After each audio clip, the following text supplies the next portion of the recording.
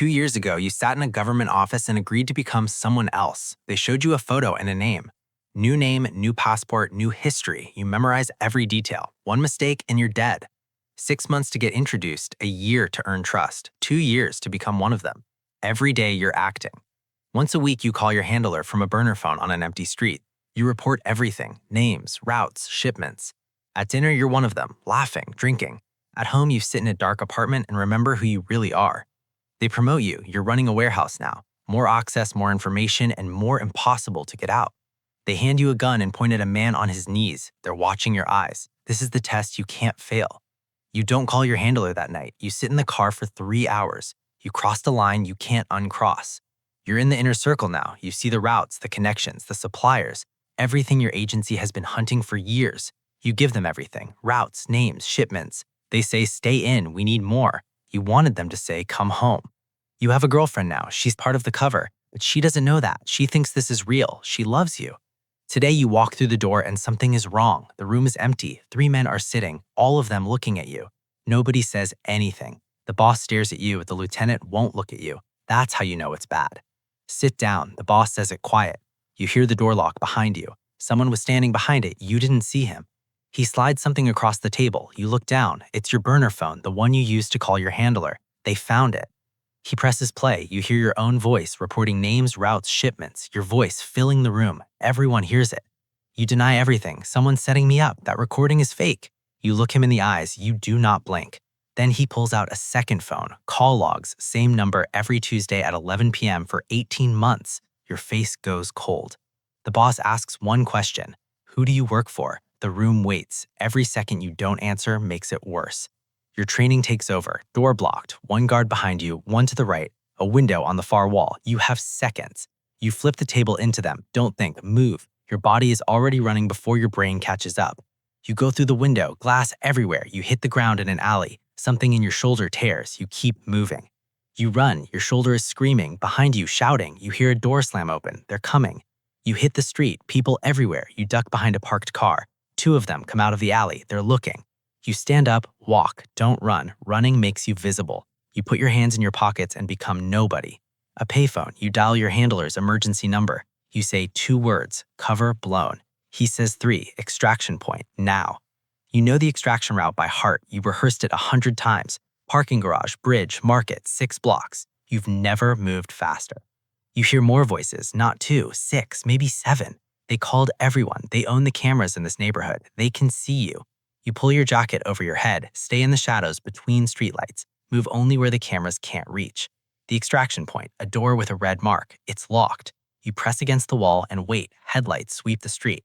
5 minutes, 15, 30. You're bleeding. Your vision is getting soft around the edges. Nobody is coming. The door clicks. A hand pulls you inside. Your handler catches you. Your legs give out. You say, they know. He says, I know. He patches your shoulder. The radio crackles. The team is moving. You have to be out of the city before sunrise. What about Maria? The handler stops. She can't come. You know that. She'll wake up tomorrow and you'll be gone forever. 4 a.m. They put you in a block SUV. The city is still dark. You have 2 hours before sunrise, before they find you again. The city scrolls past your window. 2 years. Every street has a memory. Every memory is a lie you told to stay alive. A checkpoint, cartel, 2 trucks blocking the road. An armed man walks towards your window with a flashlight. Your handler grips the wheel. Your handler shows a pass. The flashlight sweeps across your face. 1 second, 2. He waves you through. You exhale for the first time in hours. The border. You see American vehicles on the other side. Black SUVs. Agents waiting. Your chest is something you almost forgot. It loosens. You step onto American soil. You look back across the border. 2 years of your life are on the other side. You can't go back. A gray room, a recording device. They want everything. Names, dates, locations. They don't ask how you're doing. 1 week later, 15 raids, 43 arrests, 3 tons of drugs seized. Your 2 years brought down the entire network. They give you a medal in a room with no windows. 4 people clap. It's classified. You can never tell anyone what you did. They give you back your apartment. Same furniture, same walls. You stand in the doorway. It feels like another cover identity. You look in the mirror. You don't recognize yourself. You were someone else for so long you forgot who you actually are. 3 a.m. every night, you see the room, the table, the phones, the boss's face. Your bedroom becomes the warehouse. You find her online. She posted asking where you went. Then she stopped posting. You can never explain, you can never contact her. You testify behind a screen. They can hear your voice but can't see your face. The boss is 30 feet away. He recognizes your voice. Guilty, all of them. You watch on a screen in another room, 2 years of your life for a verdict on a TV.